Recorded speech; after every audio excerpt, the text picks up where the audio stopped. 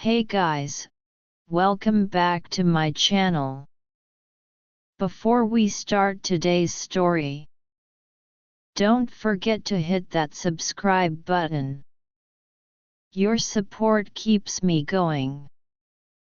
Now, let me tell you what happened one rainy night in Taipei. That night, I couldn't sleep. The rain was tapping softly on our windows. My husband was still at work, again. I sat on our couch, lights low. City lights flickering outside. Then, I saw his old diary, hidden behind a few books. Its brown cover looked worn, like it had lived many stories. I hesitated. But he had been distant lately. Quiet dinners, long nights, no smiles. I missed him. So, I opened it. His handwriting was neat but fast. Like he had a lot to say. The first pages were from years ago. He wrote about losing his mom early. Growing up lonely. His dad always busy. He said he always wanted warmth. Then, he wrote about me. How I made him feel alive again. That part melted my heart. But one name stopped me: Lily Chen. Lily. His ex. He wrote about their breakup. Her family wanted a big dowry. He was broke, just out of school. So he let her go. He said that moment taught him duty and pride. And that he wanted to give his future wife the best life possible. That's why, now, he works so hard. All those late nights weren't coldness. They were effort. I kept reading. Then a photo slipped out. Him and an older woman at a night market.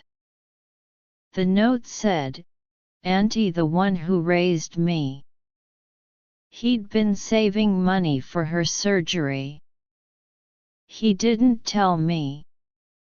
Because he didn't want me to worry. Tears filled my eyes. He wasn't hiding from me. He was protecting me. The door clicked open. He walked in, tired, pale. He froze when he saw the diary in my hands. "Jie," he said, "what are you doing?"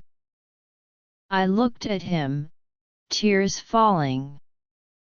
"Honey, we need to talk." We sat down. The city was quiet outside. I showed him the photo. "Why didn't you tell me?"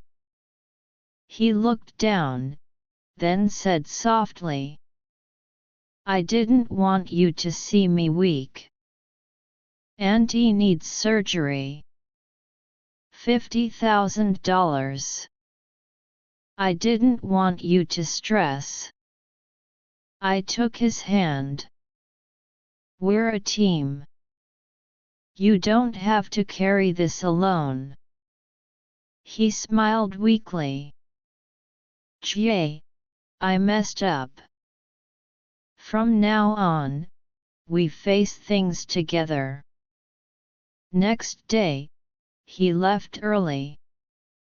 Said he'd visit his auntie. I decided to surprise him. I drove down to Kaohsiung. Rain poured the whole way. When I found the hospital room, his auntie looked up and smiled. "You must be Jiri," she said. "He talks about you all the time." We chatted. She told me the truth. His father had old gambling debts. He's been paying them off quietly for years. My heart ached. So that's why he works so hard. Not for greed, for peace. That evening, I called him. "Honey, I saw Auntie. We'll handle this together." He laughed, voice cracking. "You're crazy, but I love you." That night we cooked dinner together. He chopped vegetables with shaky hands. I said, "You're hopeless," and took the knife. We both laughed. The air felt lighter. The fog between us had cleared. Peace returned. But one evening, his phone rang. Unknown number. His face changed. He said it was nothing. I didn't believe him. Next morning, I followed him to a cafe. He sat with a woman. Lily. My heart dropped. She handed him an envelope. He thanked her. I froze, fighting tears. That night, I asked. He sighed and said, "Lily helped pay my dad's debt years ago. Now her child's sick. She asked for a small loan. I said no, but gave what I could spare." I stared at him. No lies. Just kindness.